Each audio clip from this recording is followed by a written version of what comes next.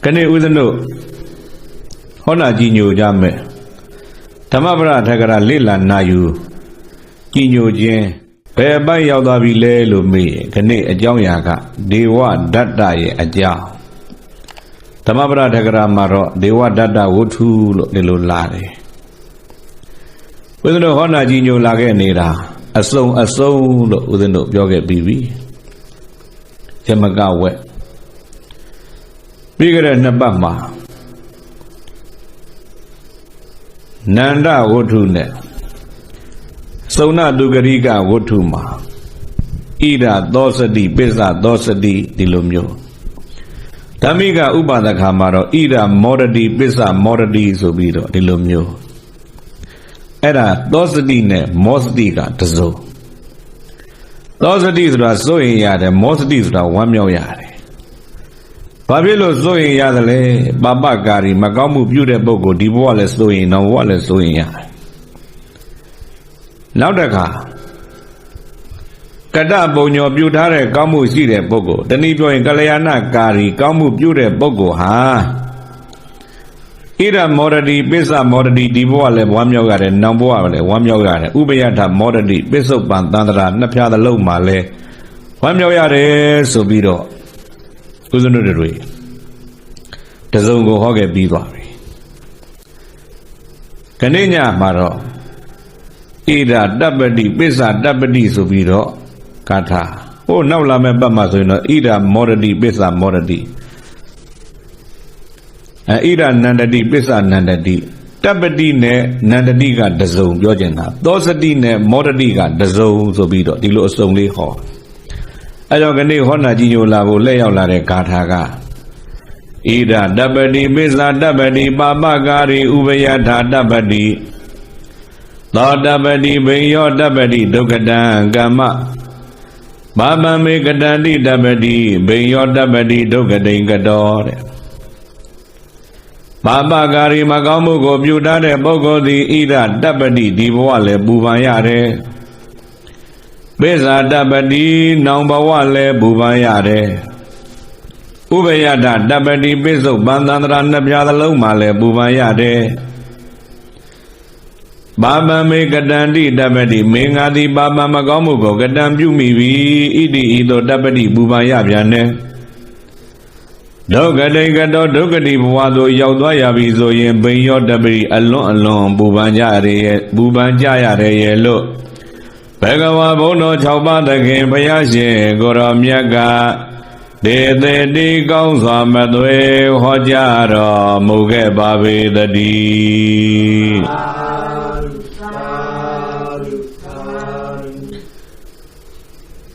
Ida Dabadi, Beza Dabadi, Baba Gari, Ubayata Dabadi.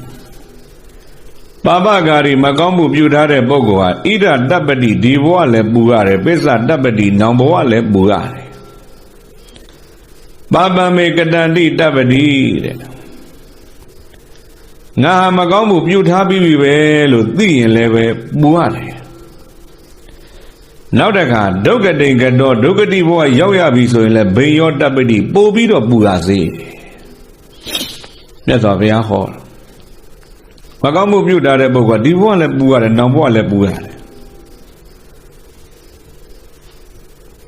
Naudaka Namagamu Bumi be well doing Le Buana Vede. Oh, Agamu Bumi de Boga, a bube, a cool bube, now le bube. Yan do like for the no yoga bibi, Lurema, Bawai, and New Engine so that Alon see. New Engine Yama goes out there and go up behind Shaw. Shaw de Balegane, Machonge me boo. Yagare Luwadi, Yava Legane, Kamugo, Mabumi boo, Magamugo, Nabumi be so ye. Tabadi, Buabiane. Luria Biora Erago, Naunda. Naunda Zora, Naumaya. Naumaya de Naunda, Imyamugo, Mabebu, to Radalite to Nalea. Adido. Tire Bozoraga, Dogadi Gadore. Dimagamu Aguzo Bubido, Dogadi Yadway, Bobido Bugazire. Aido Magamu Budare Boga, Divoale Bugare, Namboale Bugare, Boana Kuzlum Bugare.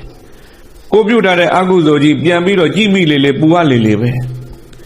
အဲ့ဒီအကုသိုလ်ရဲ့အကျိုးကိုခံစားရလေလဲပူရလေပဲလို့ဒီလိုနားလည်ရမယ်ပေါ့အဲ့ကြောင့်ဦးဇင်းတို့တွေရဲ့ဘဝသူတော်ကောင်းတို့ရဲ့ဘဝဟာတဦးတယောက်တည်းနေလို့မရဘူးအပေါင်းအသင်းနဲ့တငယ်ချင်းနဲ့မိတ်ဆွေနဲ့ဒီလိုနေရတယ်နောက်တကမိဘနဲ့ဆရာဒီလိုလဲနေကြရတယ်အလုပ်ရှင်နဲ့အလုပ်သမားဒီလိုလဲနေကြရတယ်ဟာနောက်တကအုပ်ချုပ်သူနဲ့အုပ်ချုပ်ခံလူဒန်းစားဒီလိုလဲနေကြရတယ်ဘဝတဦးတယောက်တည်းနေမရလို့ဒီလိုနေကြရတယ်အဲ့လိုနေလိုက်တဲ့အခါမှာလိုက်နာလိုက်ရမယ်ဥပဒေတွေလည်းရှိတယ်ဟာနောက်တကဓလေ့ထုံးစံတွေလည်းရှိတယ်ဘာသာရေးယဉ်ကျေးမှုတွေလည်းရှိတယ်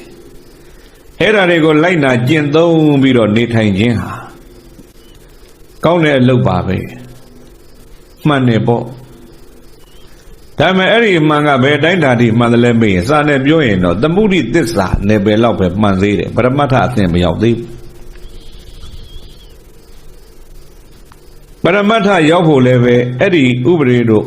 ဓလေ့ထုံးတမ်းတို့ဘာသာရေးအဆုံးအမတို့ဒါတွေလိုက်နာမှသာလည်းပဲပရမတ္ထအဆင့်ရောက်တာအဲ့တော့နံပါတ်1ကတော့သမုဒိသစ္စာပေါ့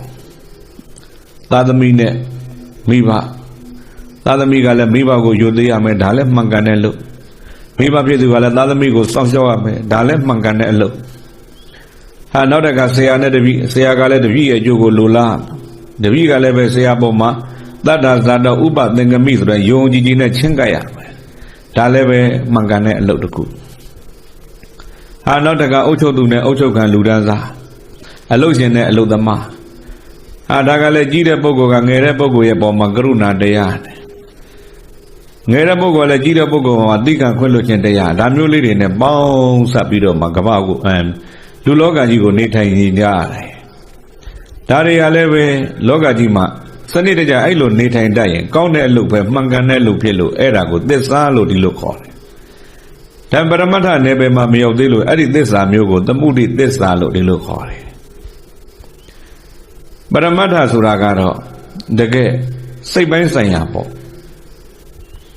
စိတ်ပိုင်းဆိုင်ရာမြင့်မြတ်တဲ့အလုပ်ကိုယ်ပိုင်းဆိုင်ရာမြင့်မြတ်တဲ့အလုပ်တဲ့သူကပိုးသွား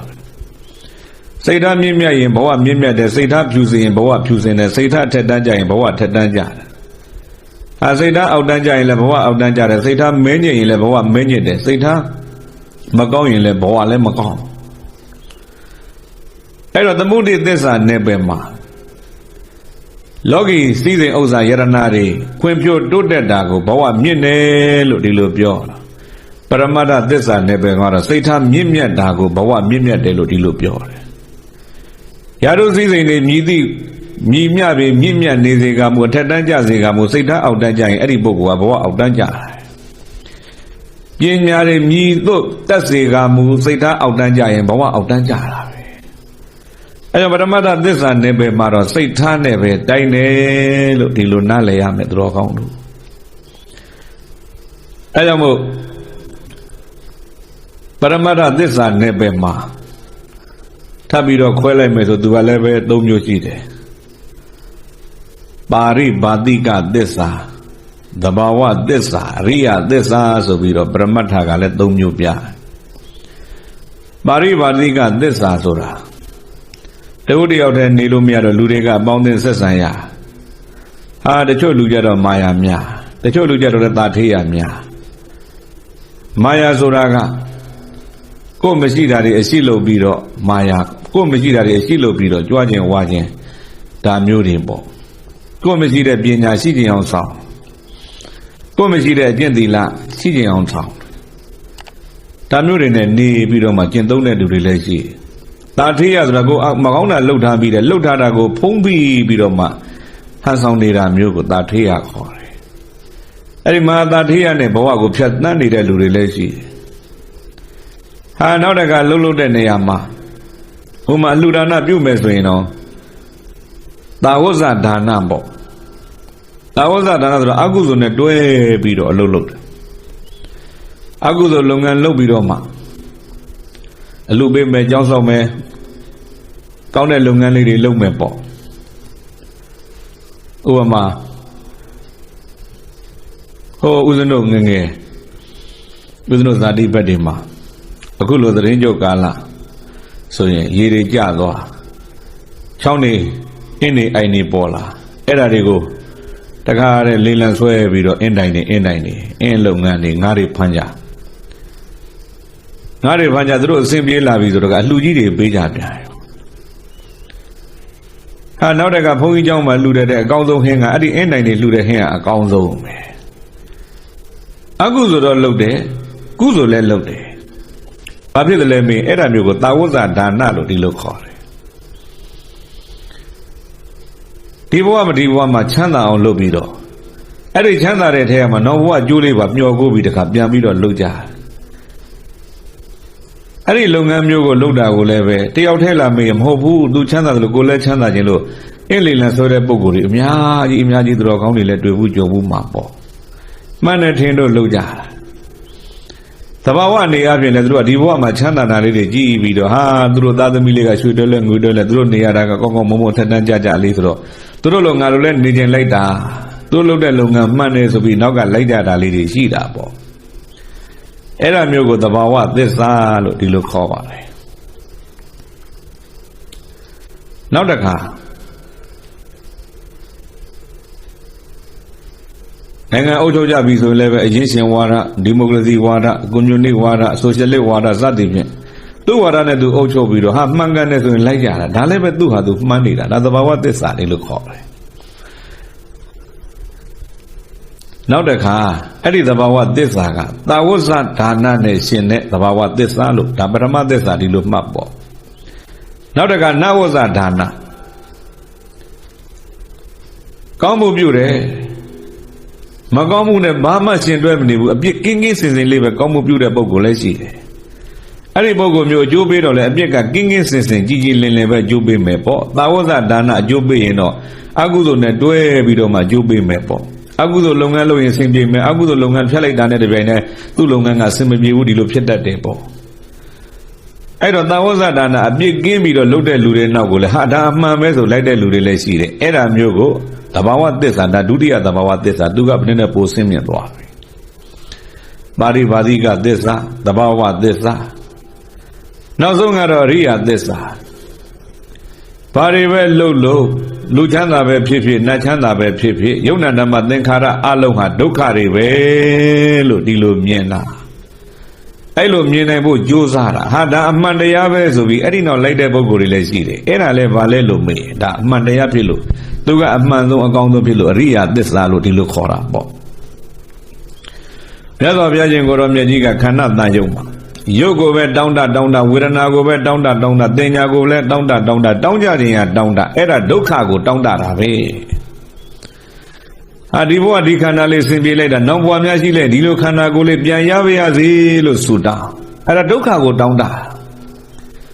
That is the meaning simbi later, no one yashi, Dilo the millionaire, Yomia, Sombia, the suit down, Era Doka went suit down. I don't know who the no. Down Lilo Seroji, Bidasa Marata Guru. To other Babio me Serojiga. Lucy Nazi. Yadu go the season Osari, don't that Nijihan, Doka, don't that Nijime, Lopio. Era Mu Amandeabe Sobido, like Najan, though ye no era, Ria, this ave, that Durogondo. Era who they want that. Palelo me, Divo Chana in Pio. No what temperature. Any dream de win beetle. Long and a low later, Magona de Pillan that day. Adam Yazov Yaga, I long and a low beetle, Magona lobido, my chanda lion. They want chanda be men, no what say it one night, eh? Adam Yazov Yaga, they want that go to my Babio the Lemme, Magamu me abuse me, Divo Lebua, and no more Lebua. This are the Adigo Quaja Biajing, Hamas of Yajing Goro Miajiga. Paya Chanda the Agudorigo, Saunebo, Gudorigo, Saunebo, Boa Maria, this and Nidabo, Ria, this and Menine, no, Tudia, the Bawa, this and that was a Dana Lebu, that was a Kamule Pubu, Boma, Ejambo, the Nesovia, Tito dan Didanarogo, Hore, Dilo Nale Yamapo. Tidiago, Yazovia, Bema, Hodele me. သာဝတိပြည်သေးတော်ရောင်ပေါင်းတတိเจ้าမှာနေတော့ကဒီတရားကိုမြတ်စွာဘုရားဟောဒေဝဒတ္တဝုထုမှာပထမတစ်ပုဒ်ဟောခဲ့ပြီအဲ့ဒါကဘာလဲမေးကိုနဲ့မထိုက်တန်တဲ့သင်္ကန်းကိုဝုတ်တာအကြောင်းပြုပြီးတော့မြတ်စွာဘုရားကတရားတစ်ပုဒ်ဟောခဲ့တယ်ခဏတရားဖြစ်ပေါ်ပုံကတော့ဦးဇင်းတို့မြတ်စွာဘုရားဖရာအလောင်းတော်သိတ္တထလေးမွေးဖွားလာတဲ့အခါသိတ္တထမင်းသားလေးမွေးဖွားတော့အလုံးတော်တော်ကောင်းတွေသိပြီးသားဖခင်သုတ္တရဏဘုရင်ကြီးကဘေးရင်စရာတွေခေါ်မေးတယ်ပုံနာရှိရောက်ခေါ်မေးသူသားလေးကြီးရင်ဘာဖြစ်မလဲဘေးရင်မေးတော့ဘေးရင်စရာရှိရောက်မှာ9ယောက်ကဟောတယ်လက်နှချောင်းထောင်ပြီးတော့ဖျားဖြစ်ရင်ဖြစ်မဖြစ်ရင်စัจ java ဝိမင်းကြီးဖြစ်မယ်လို့ဒီလိုပြောဟာနောက်တကရှိရောက်မှာတယောက်သောပုံနာကြံသေးတယ်အဲ့ဒီတယောက်သောပုံနာကဘာဟောသလိုမျိုးလက်လေးတစ်ချောင်းနဲ့ထောင်ပြီးတော့ဖျားပဲဖြစ်မယ်ကျန်တာမဖြစ်ဘူးဒီလိုဟောအဲ့တော့သောရဏဘုရင်ကြီးကဖျားဆိုတာကြားလာကြဘူးလားဖျားရဲ့စွန့်ရည်တတ္တိသူမသိမြတ်စွာဘုရားရှင်ကိုရောမြတ်ကြီးဖြစ်သွားပြီဆိုရင်ဟာလူနဲ့ပြန်မှာတတ္တဝါတွေအလုံးကဥခိုက်ရတယ်ဘုဒ္ဓလောကေသမုပ္ပန္တောဒုက္ခယမြတ်စွာဘုရားပွင့်တတ္တဝါတွေအများကြီးချမ်းသာတယ်ဒါမျိုးတွေသူမသိမသိတဲ့အခါကျဘာဖြစ်တော့မင်းသူသိတာကစัจ java ဝိမင်းဘယင်ဆိုတော့ဘယင်အကြောင်းတွေသိစัจ java ဝိမင်းဟာအမြင့်ဆုံးအမြတ်ဆုံးအကောင်းဆုံးသူသားကိုအကောင်းဆုံးဖြစ်တဲ့ဘယင်ဖြစ်စေခြင်းနဲ့တဲ့ဖယားမဖြစ်စေခြင်းခဏခေတ်လူတွေလည်းကြည့်ပေါ့ကိုသားလေးတယောက်မွေးထားရင်ယဟန်တစ်ပါးမြင့်မြတ်တယ်ဆိုတာတော့သူတော်ကောင်းတွေသိတယ်ယဟန်တစ်ပါးဟာယဟန်ကျင့်ဝတ်နဲ့ညီးပြီးတော့ပရိယရိဇာပေကောင်းကောင်းသင်ပြီးတော့လောကုတ္တရာကျိုးတွေသေဖို့မယ်ဆိုရင်ပိစုပန်ရောသန္တရာရောမိဘရောသာသမီရောအကုန်လုံးကောင်းတယ်ဆိုတာသူတော်ကောင်းတွေသိပါတယ်တချို့ဒါပေမဲ့လို့သားလေးကိုကဲတကယ်နိုင်ငံတော်ကြီးကဲဖြစ်ဖို့နဲ့ဘုန်းကြီးဖြစ်ဖို့ဘာအားပေးမလဲမေးဘုန်းကြီးဖြစ်ဖို့အားပေးအခုလည်းသုတ္တရဏဘုရင်ကဒီတိုင်းသူသားကိုဖျားဖြစ်ဖို့အားမပေးဘူးဖျားမဖြစ်စေခြင်းဘာပဲဖြစ်စေခြင်းလဲမေးစัจ java ဝိမင်းပဲဖြစ်စေခြင်းတယ်အဲကြောင့်အဲ့ဒီပုံနာတွေရှေ့ရောက်ကဘေးတွေမေးပြီးဟောပြီးတဲ့နေ့မှာဆွေတော်ရှင်တော်မျိုးတော်ပေါင်းတို့စီဝဲကြီးလောက်ကြတယ်ဘာစီဝဲလဲမေးလိုက်တော့ဟေးငါတို့သားသိတ္တရမင်းသားကကြည်လိုက်ဖျားဖြစ်ရင်ဖြစ်မဖြစ်ရင်စัจ java ဝိမင်းကြီးဖြစ်မယ်တဲ့စัจ java ဝိဖြစ်ရင်ဖြစ်မဖြစ်ရင်စัจ fျားဖြစ်မယ်ဒီလိုဟောတယ်အဲ့တော့သူသားရဲ့နာမှာဖျားပဲဖြစ်ပြီးစัจ java ဝိမင်းပဲဖြစ်ဖြစ်ဖယားရဲ့အနာမှာတော့ဆွေတော်မျိုးတော်တွေဝိုင်းပြီးတော့ခါသားတဲ့နဲ့ဆွေတော်မျိုးတော်တွေဖယားကိုပြုစုတဲ့လှုပ်သွေးခြင်းနဲ့စัจ java ဝိမင်းကြီးဆိုစัจ java ဝိမင်းကြီးရဲ့အမင်းဘေးမှာလဲဆွေတော်မျိုးတော်တွေနေတဲ့နဲ့ခြံရံတဲ့နဲ့ဒီလိုမျိုးအလုံးကသဘောတူစီဝဲဆုံးဖြတ်ချက်ချအဲ့လိုဆုံးဖြတ်ချက်ချပြီမဲ့သုတ္တရဏဘုရင်ကသူသားဖယားဖြစ်မှာဆိုလို့ရမ္ပသူပသူရမလို့ခေါ်တဲ့နတ်တော်ကြီး၃ခုစောင့်အာယုံ၅ပါးကာမဂုဏ်တရားတွေနဲ့ပျော်ပါပြီးတော့ဘယ်မှမထွက်နိုင်အောင်နတ်တော်ကြီး၃ခုနဲ့စီမံထားတယ်ဒါအလုံးသူတော်ကောင်းတွေသိပြီးသားဒါပေမဲ့မြတ်စွာဘုရားရှင်ကိုတော်မြတ်ကြီးရွယ်မှုနုဖြိုး29မှာ၄မျိုးနမိတ်နတ်ပြဟိတ်ကြောင်ဆိုတဲ့အတိုင်းနမိတ်ကြီး၄ပါးမြင်ပြီးတော့မှမြတ်စွာဘုရားရှင်ကိုတော်မြတ်ကြီးရဲ့အလောင်းတော်တောထွက်တယ်29တောထွက်တယ်တောထဲမှာတရား6နှစ်ကျင့်တော့ဘုရားဖြစ်တယ်ဖယားဖြစ်တဲ့ကဘာလို့တို့မေးလိုက်တော့မြတ်စွာဘုရားရှင်ကိုတော်မြတ်ကြီးရာဇကြိုမှာသတင်းသုံးတော့မြတ်စွာဘုရားကိုအဲ့ဒီမှာကပိလဝတ္ထုကိုပြန်ပင့်တယ်ကပိလဝတ္ထုကိုပြန်ပင့်တဲ့အခါမှာမြတ်စွာဘုရားရှင်ကိုတော်မြတ်ကြီးရဲ့ဆွေတော်မျိုးတော်တွေအဲ့ဒီမှာဆွေတော်မျိုးတော်တွေတဲကငကိုတော့ကပြောထားတဲ့အတိုင်းဟေးတို့ဖယားဖြစ်ဖယားနာကိုတို့ခြံရံကြမယ်လို့ပြောတယ်ခြံရံကြမယ်ဆိုတော့အဲ့မှာမင်းကြီးမင်းသားတွေတိုင်ပင်လိုက်တော့အရှင်နုရုဒ္ဓတို့အရှင်အာနန္ဒတို့အရှင်ဗတ္တိယတို့ရှင်ကိမိလတို့ရှင်ဘဂုတို့ရှင်ဒေဝဒတ်တို့သူတို့တွေဟာမင်းသားတွေပေါ့အဲ့ဒီမင်းသားတွေဖယားလောင်းကိုတို့ဖယားမဖြစ်ခင်ဂတိတို့ဂတိပေးထားတဲ့တို့ သင်္ကန်းဝိကြဆိုယဟန်ပြုကြဆိုပြီးတော့ဒီလိုဖြစ်လာတဲ့အခါကုန်ပြီဒီလိုဖြစ်လာတဲ့အခါကျတော့ဘုရားဖွင့်လိုက်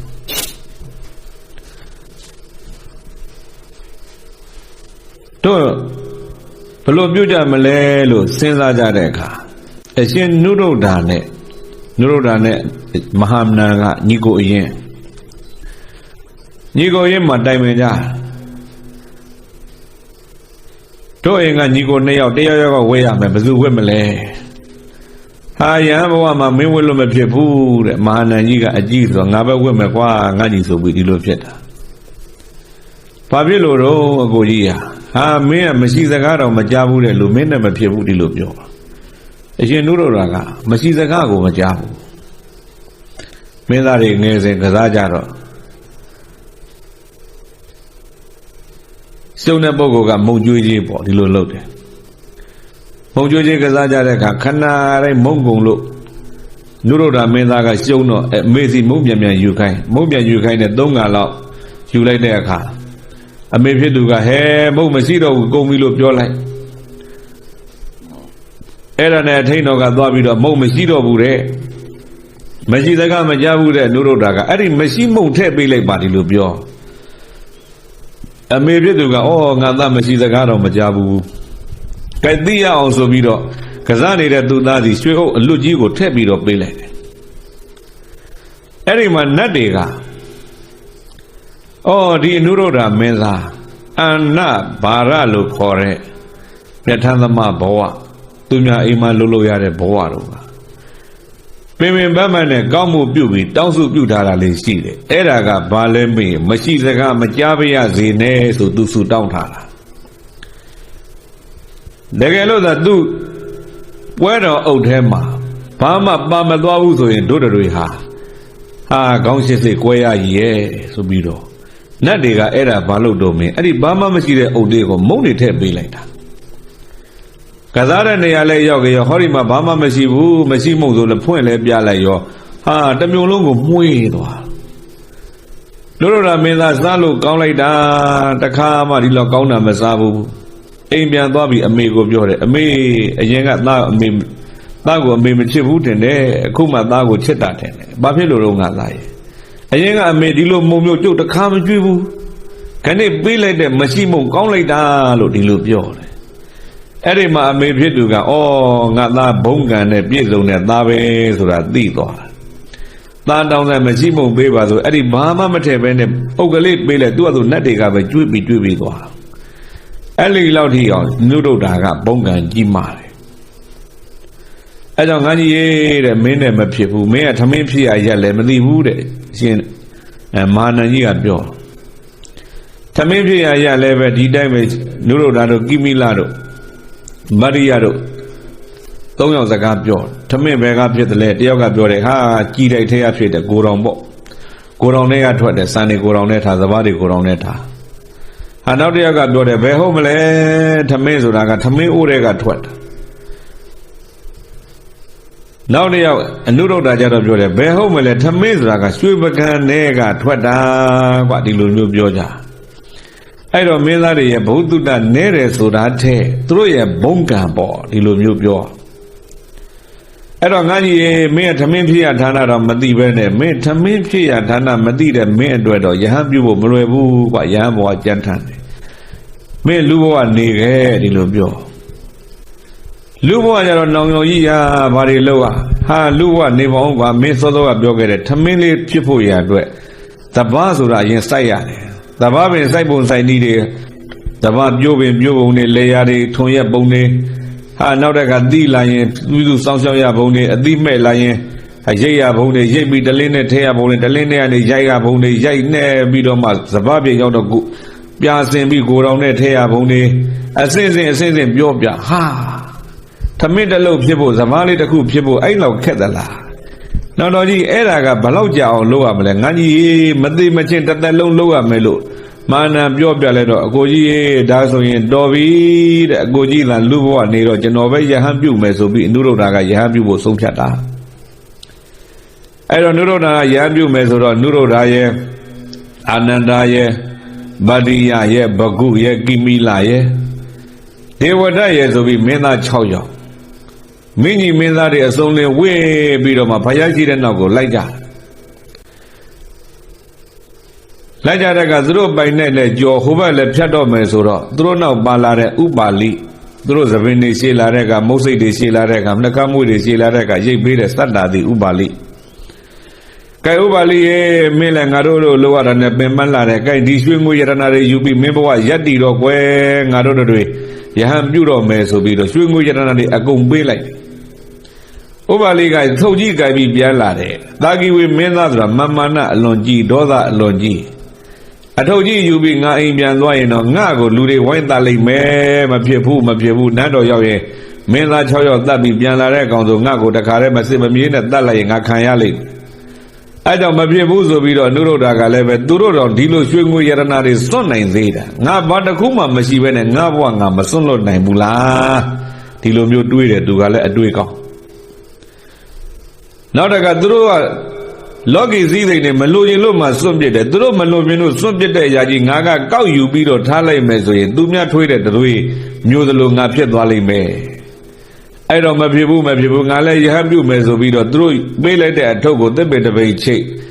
ရလို့သောပုဂ္ဂိုလ်တွေ့တဲ့ပုဂ္ဂိုလ်ယူလိုကယူစေဆိုပြီးတော့မစာရစ်ပြစ်ထားခဲ့ပြီးတော့မင်းသား6ယောက်တော့သူလဲလိုက်အနုပိယတော့ရောက်တော့မြတ်စွာဘုရားနဲ့တွေ့ကြမြတ်စွာဘုရားနဲ့တွေ့တော့မြတ်စွာဘုရားကိုမင်းသား6ယောက်ကပြောတယ်မြတ်စွာဘုရားတပည့်တော်တို့ယဟန်ပြုမလို့လာကြတာပါဗျာမြတ်စွာဘုရားသူ့ရဲ့ဆွေတော်မျိုးတော်ညီတော်တွေယဟန်ပြုမယ်ဆိုလိုက်လာကြတော့ကောင်းတာပေါ့ယဟန်ပြုကောင်းတာပေါ့ဆိုယဟန်ပြုမယ်အလုံးမှာမင်းသား6ယောက်ရဲ့နိဝါဒမင်္ဂလာလို့ပြောရလိမ့်မယ်မြတ်စွာဘုရားကိုသူတို့လျှောက်တယ်မြတ်စွာဘုရားတာဂီဝင်တို့မြည်သည်တဲ့မာမာနဟာအလွန်ကြီးကြပါတယ်ဘုရားအဲ့တော့တပည့်တော်တို့တွေဟာမာမာနကိုချတဲ့အနေနဲ့တပည့်တော်တို့ဒီမှာခိုင်းပြီးတော့နေတဲ့ဥပါလိသတ္တာတဲ့ကိုအရင်ဆုံးယဟန်ပြုပေးပါသူယဟန်ဖြစ်ပြီးသူ့ကိုတပည့်တော်တို့ရှ िख ိုးဥချပြီးတော့မှယဟန်ပြုပေးရစေတဲ့ဒီလိုတောင်းအလွန်ကောင်းတဲ့ပြိဿကြီးကိုယ်မာနကိုနှိမ်ချနိဝါဒမင်္ဂလာနဲ့ပြည့်စုံကြတယ်အဲ့ဒီမှာမြတ်စွာဘုရားရှင်ကိုရောမြတ်ကြီးလည်းကောင်းပါပြီလို့သူတို့ပြောတဲ့ဥပါလိကိုအရင်ဆုံးယဟန်ပြုပေးပြီးမှမင်းသား6ယောက်ကိုယဟန်ပြုပေးတာဒေဝဒက်ကလည်းပြိဿကြည့်လိုက်နော်အဲ့ဒီမင်းသား6ယောက်ထဲမှာပါတယ်သူလည်းပဲဒီချိန်ထိလွန်ကောင်းတယ်မာနကိုသူချနိုင်တယ်မင်းသား6ယောက်ရှ िख ိုးတဲ့အတိုင်းပဲမင်းသား9ယောက်တကယ်ချင်း9ယောက်ကဥထိတ်ထားတဲ့အတိုင်းပဲဥပါလိကိုဥထိတ်ထားနိုင်တယ်ကိုခိုင်းနေတဲ့ပုဂ္ဂိုလ်ကိုသူရှ िख ိုးနိုင်တယ်ဒီထိအောင်သူ့ရဲ့စိတ်ထားအလွန်ကောင်းမြင့်မြတ်တယ်အဲ့ဒါနဲ့ယဟန်ပြုပြီးတော့သွားကြတာဝတိရောက်တာဝတိကနေမြတ်စွာဘုရားခီးဆက်သွားတော့တူတူပြောကြပါစို့ဘယ်ရောက်တော့လို့မေးလိုက်တော့ကောသံဘီဘီရောက်ကောသံဘီဘီရောက်တဲ့အခါကောသံဘီပြည်သူပြည်သားတွေကမြတ်စွာဘုရားဘယ်မှာလဲဒါလေးလှူခြင်းလို့အရှင်သာရိပုတ္တရာကြီးဘယ်မှာလဲဒါလေးဆက်ကပ်ခြင်းလို့အရှင်နုရုဒ္ဓကြီးဘယ်မှာလဲအရှင်အာနန္ဒာဘယ်မှာလဲအရှင်မောဂလကြီးဘယ်မှာလဲနဲ့မေးလိုက်ကြတယ်မေးလိုက်ကြတာဒေဝဒတ္တောကုဟိနိသိဏောဒေဝဒတ္တောကုဟိထီတော်ဝါပုဇ္ဇံတော်နာမနတ္ထိဒေဝဒတ်ကြီးဘယ်မှာသတင်းသုံးတယ်လဲဒေဝဒတ်ကြီးဘယ်နာမှာရှိတယ်လဲဒေဝဒတ်မေးတဲ့ပုဂ္ဂိုလ်တယောက်ဝန်ပါအဲ့ဒီမှာဘာဖြစ်တော့မေးလိုက်တော့အရှင်ဒေဝဒတ်ရဲ့အတွေ့ကဟာကြည်စမ်းအနုရုဒ္ဓလည်းမင်းသားငါလည်းမင်းသားအာနန္ဒာလည်းမင်းသားငါလည်းမင်းသားသူတို့လည်းတာကီဝင်ငါလည်းတာကီဝင်သူတို့လည်းယဟန်ပြုတယ်ငါလည်းယဟန်ပြုတယ်ယဟန်ပြုကြတဲ့ပုဂ္ဂိုလ်ချင်းတူတူတဲ့သူတို့ဘွဲ့အမိတွေမေးလိုက်ကြတာနားတဲ့ကိုမကြခြင်းမှအဆုံးပဲငါမြတ်တစုံတယောက်သောပုဂ္ဂိုလ်ကမှမေးမြန်းနေဆိုတာမရှိဘူးမေးမြန်းနေဆိုတာမရှိဘူးအဲ့တော့ဘာဖြစ်ကျင်လာလို့မေးတယ်တော့သူတို့ရတဲ့လက်လာဘာမျိုးသူလိုချင်လာတယ်လာပါ တို့ကြော်ကြားသလိုမျိုးသူလည်းကြော်ကြားကျင်လာတဲ့သီလောကလာဘတက္ကာရသီလောကထေဘောကြော်ကြားအောင်ငါဘယ်လိုလုပ်ရမလဲနာမည်ကြီးအောင်ဘယ်လိုလုပ်ရမလဲလို့ဒီလိုအတွေးတွေဝင်လာတယ်စိတ်ထားနော်သူတော်ကောင်းတို့တယောက်တည်းဖြစ်ပေမဲ့လို့စိတ်ကပြိတ္တိစောစောကစိတ်နဲ့ခုနဲ့မတူတော့စောစောကသူ့ရဲ့စိတ်ကသူခိုက်နေတဲ့ဥပါလိစတ္တာလီကိုယဟန်အရင်ပြုတ်ပြီးတော့မှရှ िख ိုးနိုင်တဲ့စိတ်ထားဒါအလွန်ကောင်းအခုသူများတွေလက်လာပါရှိတယ်ငါလက်လာပါမရှိဘူးသူတို့လိုရှိအောင်ငါဘယ်လိုလုပ်ရမလဲသူတို့လိုရကျင်တယ်သူတို့လိုငါရှိကျင်လာတယ်စိတ်ထားလေးကဒီကနေစပြောင်းလာပြောလာတော့မင်းသား6ယောက်အဲ့ဒီယဟန်6ပါးမှာအရှင်နုရုဒ္ဓကြီးကလည်းပဲဒိဗ္ဗစက္ခုနဲ့ယဟန္တာကြီးဖြစ်တယ်တို့ပြောကြတော့ပြိဿရေမင်းသား6ယောက်မှာ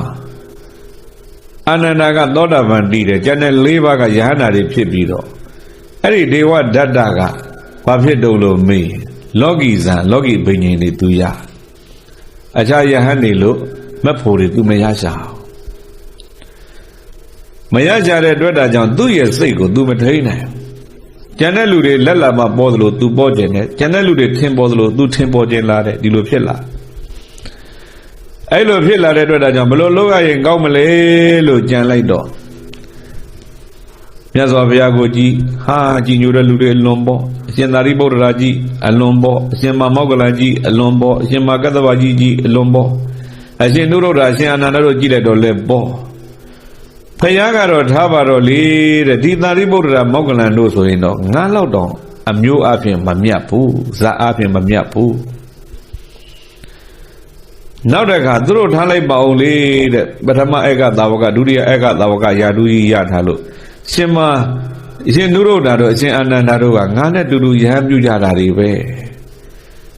ငါတို့တဲ့တန်အောင်ဘယ်လိုပြုရမလဲဆိုပြီးတော့အတွေးလိုက်ကြံလိုက်တဲ့အခါနံပါတ်1သူကြွေးတယ်ဗိမိတာရဘယင်တရားကိုပိုင်အောင်ကြီးညိုနိုင်အောင်ငါလုပ်ရရင်ကောင်းမယ်ဆိုဗိမိတာရတွေးတယ်တော့ဗိမိတာရကမြတ်စွာဘုရားရာဇကြိုဝင်စဉ်ကလေးကိုကမြတ်စွာဘုရားတရားနာပြီးသောတာပန်တည်ထားတဲ့ပုဂ္ဂိုလ်ကြီးသူ့သွားပြီးတော့ငါစည်းရုံးလို့တော့မရနိုင်ဘူးကောသလဘယင်လည်းငါမရနိုင်ဘူးရနိုင်တာဘာရှိသလဲမြင်တော့ဥမမေဇာမမြောက်ငငယ်ရွယ်နဲ့မင်းသားဖြစ်နေတဲ့မင်းသားဇာတတရှိတယ်ဇာတတ္တိသွားမယ်ဆိုပြီးတော့သူ့ရဲ့တကိုးကိုသုံးချပြီးဇာတတ္နေတဲ့တိုက်ခန်းတဲ့ကိုတကိုးနဲ့ဝင်သွားမွေကြီး40နဲ့ခန္ဓာကိုယ်ကြီးပတ်ထားပြီးဇာတတ္ကိုလန့်သွားအောင်ခြောက်ဟာဇာတတ္ကကြောက်လန့်ပြီးတော့ဘယ်သူလဲဆိုအဲ့ဒီမှာမွေကြီး40နဲ့ဖန်ဆင်းထားတဲ့လူဘဝကနေဖြောက်ပြီးရဟန်းဘဝဖြောက်ပြီးတော့မှလူပုံစံဖြောက်ပြီးတော့မှယဟန်ပုံစံပြပြီးငါရှင်ဒေဝဒတ်ပါကွာဟာအဲ့ဒီကျမှယဟန်ပြင်ရောက်သွားတော့မှနည်းနည်းကြောက်စိတ်လေးတွေပြန်ပြီးတော့ပျောက်သွားတဲ့အဇာတတမင်းသားကိုသူကစီးယုံတာမင်းအသက်ငယ်သေးတယ်တဲ့မင်းဖေသေးမှမင်းဘယင်လုံးမယ်ဆိုရင်မင်းတော်တော်နောက်ကျသွားလိမ့်မယ်လောကီစည်းစိမ်ခံစားရတဲ့အာယုန်တွေနဲ့သွားလိမ့်မယ်အဲ့တော့တို့ပြောကြဆိုမင်းကမင်းဖေသက်ပြီးဘယင်လုံးငါကဖယားသက်ပြီးတော့မှတန်ခါကိုအုပ်ချုပ်မယ်ငါဖယားလုံးမယ်မင်းကဘယင်လုံးထားမျိုးစိတ်ဆိုးစေတနာဆိုးတော့ကောင်းတယ်အောက်တန်းကြတဲ့စိတ်နော်အဲ့ဒီစိတ်တွေဖြစ်လိုက်တာနဲ့တပြိုင်နက်တဲ့ဒေဝဒတ္တမှာဘာဖြစ်သွားတော့မေးလိုက်တော့အဲ့ဒီပါပစိတ်ဓာတ်ကြောင့်သူ့မှာတကူတွေလူလူကွယ်သွားတယ်စိတ်ထားညံ့တော့ဘဝလည်းဘာဖြစ်သွားတော့ညံ့သွားတယ်အဲကြောင့်စိတ်ဟာပပတရမိရံသူ့ရဲ့မူလစိတ်ကလေးကဖြူးနေတာဘာဖြစ်လို့မဲရတယ်လဲမင်းအာဂန္တုကေဟိဥပကိလေသေဥပကိလေထာအာဂန္တုဖြစ်တဲ့စိတ်တွေကြောင့်ညစ်မဲသွားတာအာဂန္တုဆိုတာဧည့်စေပေါ့အိမ်မှာဧည့်သည်လာရင်အမြဲတမ်းလာတာမဟုတ်ဘူးတစ်ခါတလေလာတာလေအိမ်ချင်းဧည့်ခံကောက်ရင်တော့ဧည့်သည်အကြာကြီးလာပြခဏတိုင်းလာမှာပေါ့စိတ်ကလည်းဒီတိုင်းပဲဖြူစင်တဲ့စိတ်နေရာမှာမင်းညစ်တဲ့စိတ်တွေဝင်နေဆိုတာခဏလေးပဲဝင်လာတယ်ဝင်လာတဲ့စိတ်ကိုအဲ့ဒါလက်ခံထားရင်ဝင်လာတဲ့စိတ်ကိုကိုယ်တန်တန်ပြောနေတယ်ဆိုတာကိုလက်ခံလို့သူပြောတာပေါ့ဒီတိုင်းပဲမကောင်းတဲ့စိတ်ကိုလက်ခံမိလိုက်တော့အာဂန္တုကေဥပကိလေသေဥပကိလေထာအဲ့ဒီစိတ်တွေကြောင့်စွရဲ့ဘဝညှဉ်းနှွမ်းပြီးတော့သွားလိုက်တာအခုဘာဖြစ်သွားလို့မလဲတော့သူရထားတဲ့ ဇန်တရားတွေတောင်ပျောက်ဆုံးသွားတယ်အဲ့ဒီကနေပြီးတော့ရှေ့ဆက်ပြီးတော့မင်းညစ်တယ်ဘယ်သွားလုံးမင်းနဲ့တော့မြတ်စွာဘုရားဝေလုဝမှာတရားဟောနေတဲ့နေရာမိမိသာရမင်းကြီးတရားနာမင်းပေသနဲ့တကွာတရားနာဟောနေတဲ့နေရာသွားပြီးတော့မြတ်စွာဘုရား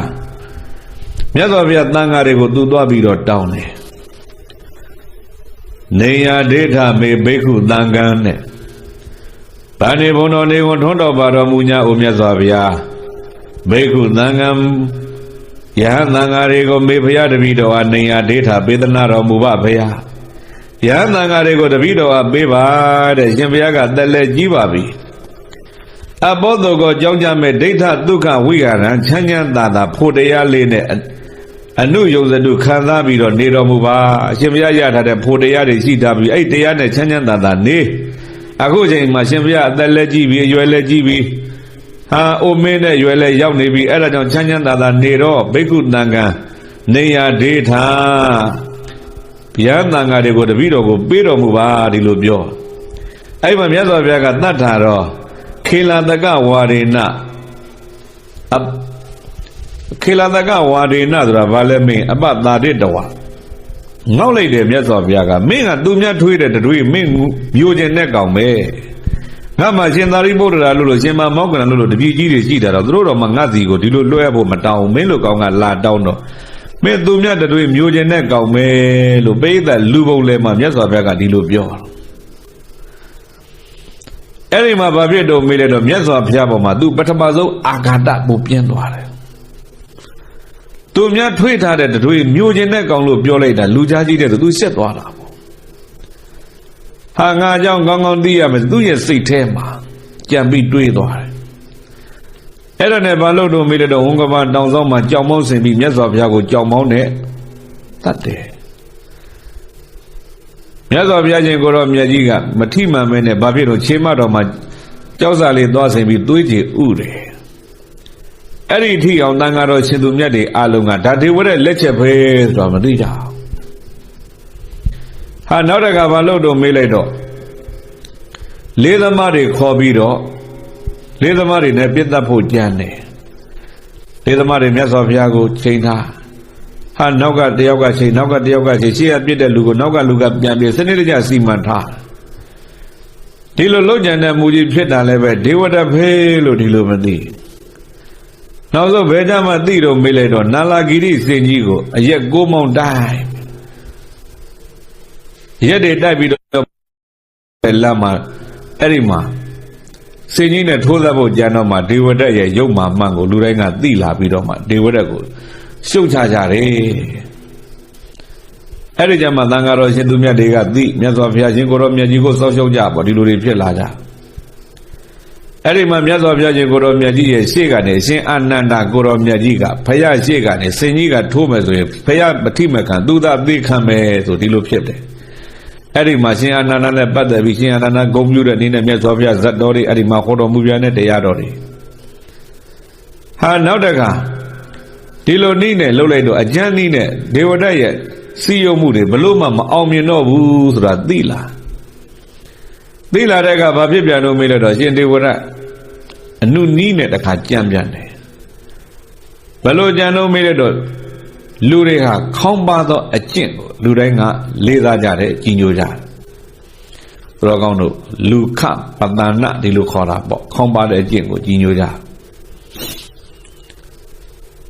အုပ်စုခွဲလိုက်ရင်ဦးဇင်းတို့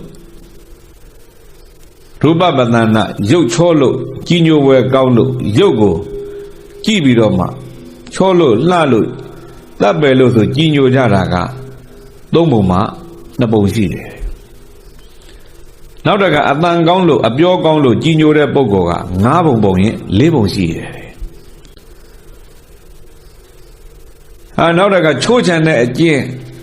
ခက်ခဲတဲ့အကျင့်ဒီလိုကျင့်မျိုးကိုကျင့်တယ်ဆိုရင်လူတွေကအဲ့ဒါ10ပုံပုံရင်9ပုံကကြီးညိုကြတယ်10ယောက်မှ9ယောက်ကြီးညိုတယ်ပေါ့အတန်ကောင်းပြောကောင်းဆိုလူ9ယောက်မှ4ယောက်ကသဘောကျကြတယ်ပေါ့ရုပ်ကလေးလှတယ်ဆိုရင်အဲ့ဒါလူ3ယောက်မှ2ယောက်ကသဘောကျကြတယ်ပေါ့ တကယ်စစ်မှန်တဲ့အကျင့်ကိုကျင့်ပြီးသူတော်ကောင်းအလုပ်အားထုတ်ပြီးဆိုရင်တော့အဲ့ဒီအလုပ်မျိုးကိုじゃလူတသိမ့်မှာအပုံတသိမ့်သိမ့်မှာတပုံပဲကြီးညိုတတ်ကြတယ်တဲ့လောကကြီးကလည်းဒီအကြောင်းကိုအရှင်ဒေဝရကောင်းစွာသိထားတော့မြတ်စွာဘုရားရှင်ကိုတော်မြတ်ကြီးကိုဒီနည်းနဲ့တော့မရဘူးငါတိုက်ွက်ပြောင်းမှဖြစ်မယ်ဆိုမြတ်စွာဘုရားထံတခါပြန်ပြီးသူချင်းကပ်တယ်ချင်းကပ်ပြီးဘာလို့တော့မေးလိုက်တော့မြတ်စွာဘုရားရှင်ကိုတော်မြတ်ကြီးကလည်းသူမြတ်အသက်ချင်းကရှောင်ကျင်ဖို့တွေဟောတာဖြစ်တဲ့အတွက်ဒါကြောင့်တန်ဃာတော်ရှင်သူမြတ်တွေအတွက်မြတ်စွာဘုရားထံမှာ9မျိုးလောက်တပည့်တော်တောင်းဆိုပါရစေတဲ့ဘာလဲမေးတော့အဲ့ဒီ9မျိုးကတန်ဃာတော်ရှင်သူမြတ်များအသက်ထက်ဆုံးတောထဲမှာပဲနေပါစေတဲ့မြို့ထဲရွာထဲမှာနေပါစေနဲ့တဲ့ဒီလိုတခုတောင်းနောက်တကနံပါတ်1ကမြတ်စွာဘုရားတန်ဃာတော်ရှင်သူမြတ်တွေပတ္တပိဏတပိတ်တစ်လုံးနဲ့စွန့်လက်ခံစား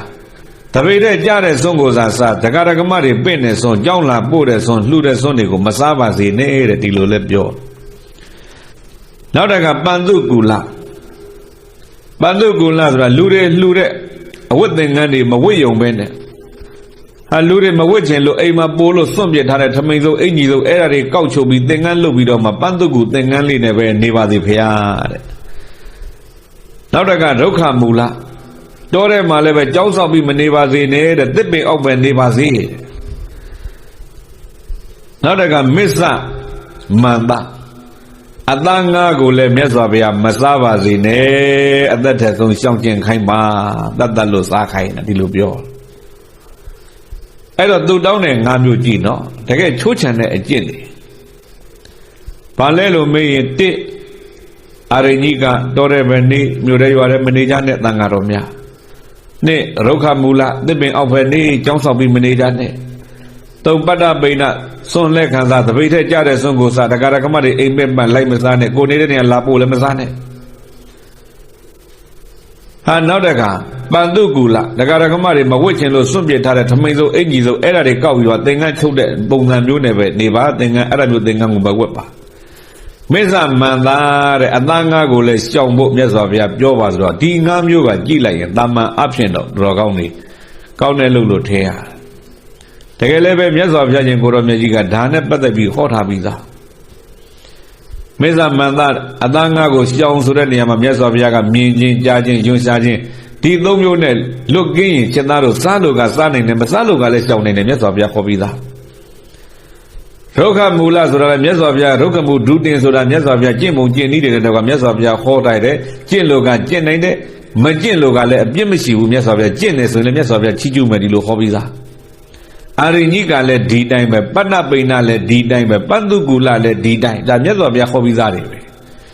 ဒါပေမဲ့သူကဘာလို့တော့မေးတန်ဃာတော်ရှင်သူမြတ်တွေဘဝတစ်သက်လုံးဒီတိုင်းပဲနေခိုင်းပါဖေဟာဆိုတော့ဘာလဲမေးတော့အပြင်းမကြီးတော့သူစကားလေးကချိုးတယ်လို့ပဲဖြောင်းတယ်လို့ပဲစကားကတခါဖြောင်းတယ်လို့နဲ့ကောက်တယ်တဲ့ကောက်တယ်လို့နဲ့ဖြောင်းတယ်ဒီလိုလည်းရှိတတ်တယ်ဖြောင်းတယ်လို့ဆိုတာပြည့်တဲ့အပြင်ဘက်ကကြည့်တော့ဟုတ်တယ်လို့အတွင်းနဲ့ကြတော့စိတ်ထားကကောက်နေတာပြောတာတချို့ကြတော့ဗဇက်ကကောက်နေတဲ့ကြမ်းထမ်းတဲ့စကားဗဇက်ကသာကြမ်းတာစိတ်ထားကြဖြောင်းဥမာမိဘကသားသမီးကိုပြောတဲ့အခါတချို့မိဘတွေကကြမ်းကြမ်းထမ်းထမ်းပြောသားလေးတယောက်အမေကိုခွင့်ပန်တယ်အမေကျွန်တော်တငယ်ချင်းတွေနဲ့ဘယ်ကိုသွားခြင်းလို့ပေါ့ခွင့်တောင်းဟဲငါသားမသွားပါနဲ့အဲ့ဒီမှာအန်တရများတယ်အဲ့ဒီတောကြီးဖျားပါမင်းတို့လူငယ်တွေနဲ့မဖြစ်ဘူးအမေပြည့်သူကတားတယ်ဟာအမေရဲ့ကျွန်တော်တငယ်ကြီးတွေအားလုံးနဲ့တိုင်ပင်ပြီးစီစဉ်ပြီးမလိုက်လို့မဖြစ်ဘူးမင်းမဖြစ်ဖြစ်မဖြစ်ဖြစ်အမေကတော့တားရမှာလိုက်ကိုမလိုက်နဲ့အမေဘလို့ပဲတားတာကျုပ်ကတော့သွားမှာပဲကောင်းလေးကဇော့အဲ့ဒီမှာအမေရှိကနေဇွတ်ထွက်သွားတော့အမေဖြစ်သူကအေးမင်းငါစကားနားမတော်အဲ့ထဲမှာကျွဲစိုးကြီးနဲ့တွေ့ပါသေးကြားစိုးကြီးနဲ့တွေ့ပြီးမင်းကြိုက်တတ်ပါသေးတော့အမေဖြစ်သူရဲ့ဗဇက်ကဒီလိုထွက်တယ်ကြက်နေပေါ့ဗျာအဲ့လိုထွက်လိုက်တဲ့ကတောထဲလေးရောက်ခဲ့အကောင်လေးမျက်စိလေးလမ်းမပြီးတယောက်တည်းကွဲသွားလိုက်တဲ့အခါအမေပြောတဲ့အတိုင်းကြီးပဲတယောက်တည်းဖြစ်တဲ့အချိန်မှာဘေးကကြားကြီးကလည်းလာတယ်ရှေ့ကကြားကြီးလာနောက်ကပြန်ပြေးမယ်လို့တော့ကျွဲစိုးကြီးကထိုးမယ်လို့ပြေးလာတယ်ဒီလိုဖြစ်တာဟာမေဗဇက်ကထွက်တဲ့အတိုင်းဖြစ်နေပါလားကောက်လေးကအဲ့ဒီမှာသူကသစ္စာပြုတ်ပြီးတော့ဒိဋ္ဌံပြုတ်ပြီးသစ္စာဆိုတယ်အမေဗဇက်ကထွက်တဲ့အတိုင်းဓာကြီးတွေငါတွေ့နေရတယ် အမေပါဇက်ကထွက်တဲ့တိုင်မဖြစ်ပါစေနဲ့အမေရဲ့စိတ်ထားတဲ့ကဖြစ်တဲ့တိုင်လေးပဲဖြစ်ပါစေဆိုတော့အမေရဲ့စိတ်ထားကငါ့ကိုမသိစေခြင်းမှုဆိုဒါတွေပျောက်သွားပါစေငါ့ကိုဒါတွေတကယ်မတွေ့စေခြင်းမှုဆိုဒါတွေပျောက်ပါစေသူဒီလိုရည်ရွယ်ပြီးတော့ဒိဋ္ဌံပြုလိုက်တော့ကြားတွေကြွယ်တွေအလိုလိုပျောက်သွားတယ်ပြောချင်တာကဘာလဲမင်းအဲ့ဒါမျိုးကနှုတ်ကတော့ကြမ်းနဲ့ကောက်တယ်လိုနဲ့အဖြစ်တော့ဖြောင်းတာဟုတ်ပြီလားအခုရှင်ဒေဝဒတ်ကြတော့အပြင်ကကြည့်လိုက်တော့ဖြောင်းတယ်လိုလေးအတွင်းထဲကဘာဖြစ်တော့ကောက်နေတာဒါမြတ်စွာဘုရားလက်မခံနိုင်မှသိလို့သူလုပ်တာမြတ်စွာဘုရားအဲ့ဒါလည်းပဲပယ်ချလိုက်တော့မြတ်စွာဘုရားကပြောတော့မယ်မေတ္တာကရုဏာတွေနဲ့ကွာတဲ့ဤကဲ့သို့အကျင့်မျိုးလေးကျင့်ဖို့ပြောတာတော့ဘုရားလက်မခံနိုင်ဘူးတစ်မျိုးလုံးသူလက်ပြီးဟောပြောတယ်အဲ့ဒီမှာမြတ်စွာဘုရားကဒါသံဃာသင်းခွဲပြီးတော့သံဃာအသစ်ကိုတော်လေး900ဟာရှင်ဒေဝဒတ်ကတကယ်ခေါင်းပါတဲ့အကျင့်ကိုကျင့်တာရှင်ဒေဝဒတ်ကြီးညိုစရာပဲဆိုရှင်ဒေဝဒတ်နောက်လိုက်ဖို့ရတဲ့ရဟန်းငယ်900ဖြစ်သွားတယ်အဲ့ဒီငယ်ရဟန်း900နဲ့ဇာတသမင်းကတိဆောက်ပေးထားတဲ့ဂယာတိတမှာကျောင်းရှိတယ်အဲ့ဒီသွားဖို့သူကြံတာမြတ်စွာဘုရားကဒီအကြောင်းတွေသိတော့ရှင်ဒေဝဒတ်ကိုခေါ်မိတယ်မင်းဒီလိုသံဃာတွေအသိခွဲတယ်ဆိုတာဒီလိုခေါ်ပြောဒီလိုစီးရုံးတယ်ဆိုတာဟုတ်သလားဟုတ်ပါတယ်သံဃာဗေဒကကံထိုက်တယ်တဲ့ဘုရားဒီလိုလဲပြောတယ်အဲ့ဒီမှာမြတ်စွာဘုရားရှင်ကိုရောမြတ်ကြီးကဒေဝဒတ်ရဲ့ပေါ်မှာပကသနိယကံလဲပြုလိုက်တယ်ပကသနိယကံဆိုတာရှင်ဒေဝဒတ်လှုပ်လို့ကောင်းတာလှုပ်လို့ဆိုးတာလှုပ်လို့သာသနာတော်နဲ့မဆိုင်ဘူးပေါ့ခဏခေလို့ပြောရင်တော့အမွေပြဆွန့်လွတ်တာပေါ့အဲ့မှာဒေဝဒတ်ရဲ့အကြောင်းတွေကိုလှည့်လည်ပြီးတော့ခေါ်ပြဖို့ရှင်သာရိပုတ္တရာကြီးတာဝန်ပေးရှင်သာရိပုတ္တရာကြီးရှင်ဒေဝဒတ်ရဲ့စိတ်ထားလေးတွေငကိုကကောင်းပြီခုမှပြောင်းပုံလေးတွေကစပြီးသူကအကုန်လုံးပြောပြအဲ့ဒီမှာတို့ပြောကြတော့ပြိလေအဲ့လိုသံဃာသင်းခွဲပြီးတော့ဖယားစကားနားမထောင်ပဲနဲ့ဘာဖြစ်တော့မင်းအရှင်ဒေဝဒတ်ဟာသံဃာ900ခေါ်ပြီးတော့မှကျွတ်တန်းလွတ်တန်းလူချင်းကြရင်ငါတော့လိုက်ခဲ့ဆိုပြီးတော့ရဟန်း900ခေါ်ပြီးတော့သူကတဆင်ပြိုင်ပြီးတော့တဆင်ထောင်တာပေါ့ဗျာဂယာတိတကိုသွားပြီးတော့ကြောင်းနဲ့သူနေတယ်ဂယာတိတမှာနေတဲ့အခါရှင်သာရိပုတ္တရာနဲ့ရှင်မမောဂလန်တို့ကိုဘုရားကမေးတယ်ဟဲ့ချက်သားတို့ဒေဝဒတ်ရဲ့နောက်ရဟန်းငယ်900ပါသွားတယ်ဆိုတာဟုတ်ရဲ့လားဟုတ်ပါတယ်ဘုရားကဲမင်းတို့နှစ်ပါးအဲ့ဒီ900ပြန်ရအောင်ခေါ်လေပြန်ပြီးတော့တရားလေးတွေခေါ်ပြီးတော့ပြန်ရအောင်စီးရုံးဆိုတော့အရှင်သာရိပုတ္တရာနဲ့ရှင်မမောဂလန်ကောင်းကင်ခီးနဲ့ဇန်ရင်စီးပြီးတော့အဲ့ဒီကိုကြွားတယ်ဂယာတိတရောက်တဲ့အခါကျတော့ရှင်ဒေဝဒတ်ဘာဖြစ်တော့မေးလိုက်တော့အဲ့မှာတရားဟောရှင်သာရိပုတ္တရာနဲ့ရှင်မမောဂလန်ကြီးလိုက်လာပြီဆိုတော့သူ့ကိုယ်သူကထင်ကြီးသွားတယ်သူတို့နှစ်ယောက်တော်မှာအသိဉာဏ်တွေဝင်ပြီးတော့ငါနောက်ကိုလိုက်လာတယ်သူဒီလိုတွေးတာအဲ့တော့မြတ်စွာဘုရားရှင်ကိုရောမြတ်ကြီးကတရားဟောတဲ့အခါတခါမောရင်ဟေးငါမောတယ်ကွာဟောစမ်းဆိုရင်ဘာလို့ရတော့မေးလိုက်တော့အရှင်သာရိပုတ္တရာကြီးကဟောအရှင်မမောဂလန်ကြီးကဟောဒီလိုလုပ်တယ်လို့သူကလည်းဟောခိုင်းရှင်သာရိပုတ္တရာနဲ့ရှင်မမောဂလန်တို့ခေါ်လိုက်တဲ့အခါအကုန်လုံးအဲ့ဒီမှာဘာဖြစ်သွားကြတော့မေးလိုက်တော့ကိုတော်လေးတွေအားလုံးဟာတရားဓုတွေရတော့အဲ့ဒီယဟန်900ခြံရံပြီးတော့မှရှင်သာရိပုတ္တရာနဲ့ရှင်မမောဂလန်ကောင်းကင်ခရီးနဲ့မြတ်စွာဘုရားရှိတဲ့နေရာကိုပြန်လာကြမြတ်စွာဘုရားရှိတဲ့နေရာကိုပြန်လာကြတော့အဲ့ဒီမှာကောင်းကင်ခရီးနဲ့ပြန်သွားတဲ့အချိန်မှာဘေးကဇာတတဒေဝဒတ်ကြီးကအိပ်ပျော်နေတော့ကောကလိကဟဲ့ထမြန်ထစောစောကပြောတယ်ရှင်သာရိပုတ္တရာရှင်မမောဂလန်မယုံနဲ့လို့ပြောတယ်အခုခေါ်လိုက်တာသူခေါ်တဲ့နောက်ကုန်ပါသွားပြီဆိုဒေဝဒတ်ကိုနှိုးလို့မရတော့ဒူးနဲ့ပြည့်ဆောင်ပြီးနှိုးလိုက်တယ်အဲ့ဒီမှာကောကလိကရဲ့ဒူးတန်ချက်ဒေဝဒတ်ရဲ့အရှင်ဒေဝဒတ်ရဲ့ရင်ဝတ်မှာထိမိသွားတာရဲ့နောက်တကသူ့နောက်ပါလာတဲ့တပည့်900ဖယားနောက်ပြန်ပြီးတော့ပါသွားကြတာရဲ့ရှင်သာရိပုတ္တရာနဲ့ရှင်မမောဂလန်တို့စီယုံတဲ့နောက်ပါသွားကြတာရဲ့ဒီမြင်ကွင်းကိုမြင်လိုက်ရတဲ့အခါသူ့မှာရင်ထဲကပူပြီးတော့အဲ့ဒီမှာဘာဖြစ်တော့မင်းတွေးတွေအံ့တာဂယာတိတမှာအဲ့ဒီကစပြီးသူယောဂါတွေရသွားယောဂါရတဲ့အချိန်ကစပြီးဂယာတိတမှာသူ6လနေတယ်6လကြာတဲ့အခါမှာသူမနေနိုင်တော့ဘူးတဲ့ဘာဖြစ်လို့မေးလိုက်တော့မြတ်စွာဘုရားဖူးကျင်တဲ့စိတ်တွေရောက်လာနဝမာတေ6လကြာတဲ့အခါမှာဂိလာတော်မညာမကြမ်းဖြစ်သည်ဟုတ်တော်ဖြစ်၍ပိစိမကာလေနောက်ဆုံးကာလ၌ သာထာရမြတ်စွာဘုရားရှင်ကိုရောမြတ်ကြီးကိုဓာတုကာမောဖူးလိုသည်ဟုတ်တော်ဝါဖြစ်၍မြတ်စွာဘုရားကိုသူဖူးခြင်းတဲ့စိတ်တွေဖြစ်လာအဟံသာထာရဓာတုကာမောငါမြတ်စွာဘုရားကိုဖူးခြင်းတဲ့သူ့ရဲ့တပည့်တွေပြောတယ်အဟံသာထာရဓာတုကာမောငါဘုရားကိုဖူးခြင်းတယ်ဘုရားကိုဖူးခြင်းတယ်ဆိုတော့ဘာဖြစ်တော့မေးလိုက်တော့ဒုံနေသမတ္ထာကာလေးစွမ်းနိုင်စဉ်ကာလတုန်းကကြံမာစဉ်ကာလတုန်းကတတ္ထာရမြတ်စွာဘုရားနဲ့တတ္တိတူတကောဝေရီယံတုတိဟုတ်တော်ဝါဖြစ်၍အစရိလှဲ့လေခဲ့ပြီသင်ကြမ်းကြမ်းမာချီဆုံးကတော့ဘုရားနဲ့ယံသူကြီးလုံနေပြီးတော့အခုမှဘုရားစီပို့ခိုင်းတယ်တဲ့မယံငါတို့ဒီတတ္ထာတို့ဘုရားရှိတာရတော့နနှစ်သားမှမပို့နိုင်ဘူးအခုမှဘုရားစီမပို့ခိုင်းတဲ့သင်ကြမ်းမာစဉ်တုန်းကဘုရားကိုသူကစန့်ကျင်ဘက်တွေလုပ်တယ်ရံညိုးတွေဖွဲ့ပြီးဒီလိုနေခဲ့တယ်အခုမှမကြမ်းမာဘူးအဲ့ရတဲ့ဘုံဘုံလဲမှဘုရားစီပို့ခိုင်းမပို့နိုင်ဘူးတဲ့တပည့်တွေကဒီလိုပြောကြမမနာသေးထငါကိုမဖြည့်စည်းကြပါနဲ့မမနာသေးတာငါကိုမဖြည့်စည်းကြပါနဲ့မယံငါသည်တတ္တိမြတ်စွာဘုရား၌အာဃာတော်ရံညိုးသည်ကတော့ပြုခဲ့ပါ၏အဟံတတ္တိအာဃာတော်မယတတ္တိအာဃာတော်ငါကတော့မြတ်စွာဘုရားကိုရံညိုးတွေဖွဲ့ခဲ့တယ်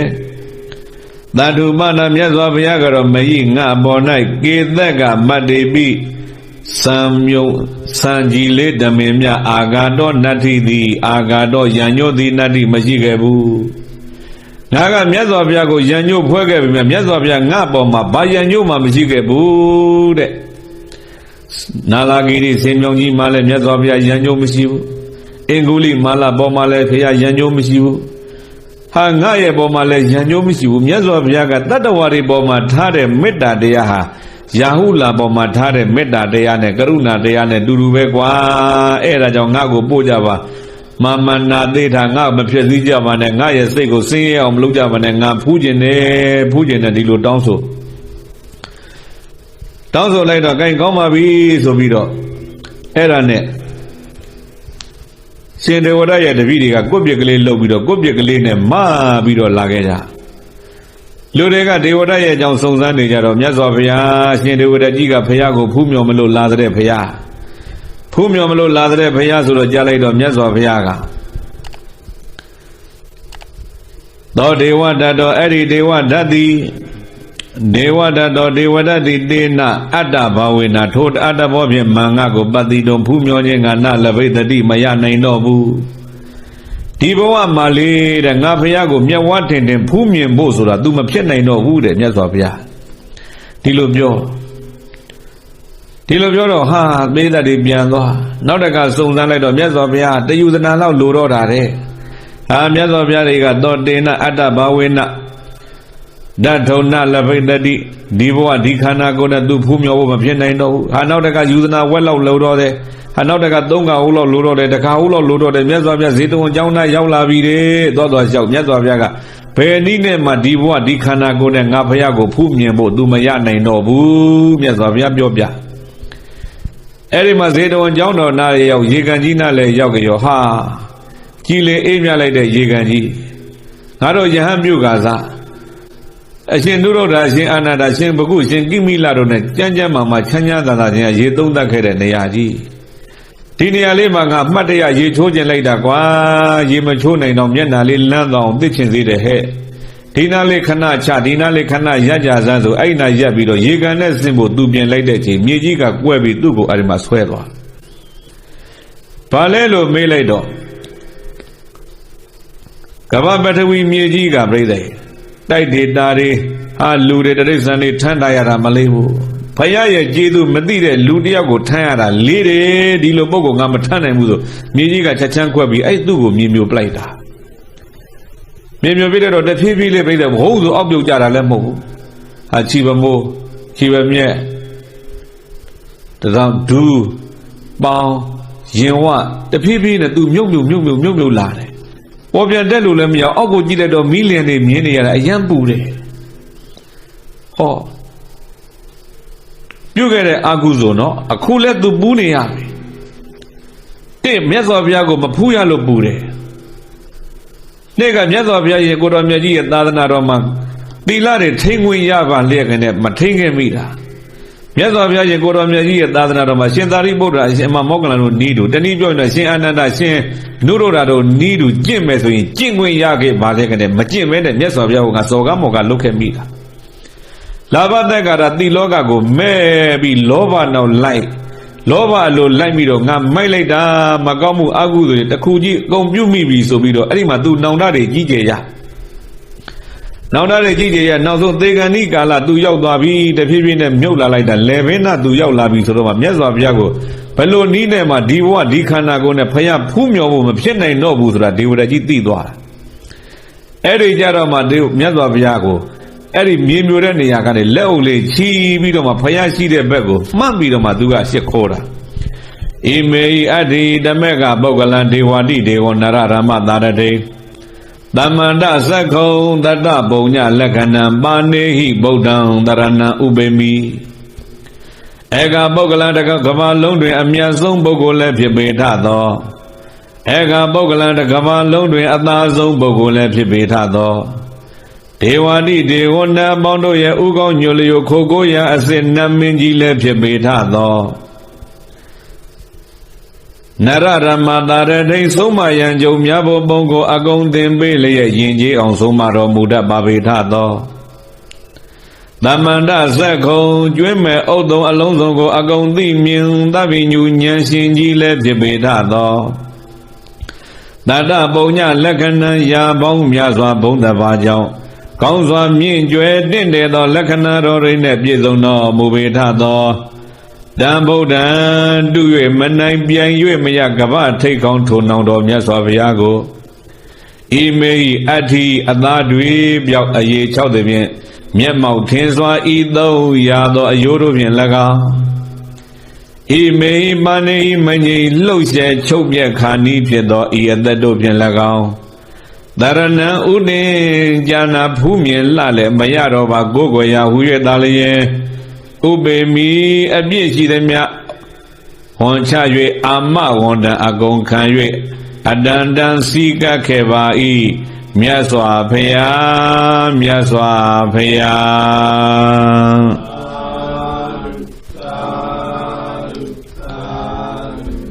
မြတ်စွာဘုရားရှင်ကိုတော်မြတ်ကြီးကိုအသက်နဲ့လဲတပည့်တော်သေခံနီးပြီဘုရားမငြိမ်လှုပ်ဆက်ချုပ်ပြက်ခံနီးတပည့်တော်ရောက်နေပါပြီနောက်တကမြတ်စွာဘုရားကိုဥတင်ကြနာဖူးမြင်လှခြင်းနဲ့မြတ်စွာဘုရားကိုထီချင်းကြီး၅ပါးနဲ့ထိုင်ပြီးတော့တပည့်တော်ရှစ်ခိုးခြင်းနဲ့ဒါပေမဲ့တပည့်တော်ရှစ်ခိုးဖို့ခွင့်ရမရတော့ဘူးမြတ်စွာဘုရားဟာလေတဲ့အက္ခပုဂ္ဂလောတကဘာလုံးမှာတော့ဘုရားဟာအမျက်ဆုံးပါဒေဝတိဒေဝနတ်တွေရဲ့ဥခိုက်ခြင်းကိုခံရတဲ့ပုဂ္ဂိုလ်အစစ်ကြီးလည်းဖြစ်ပါတယ်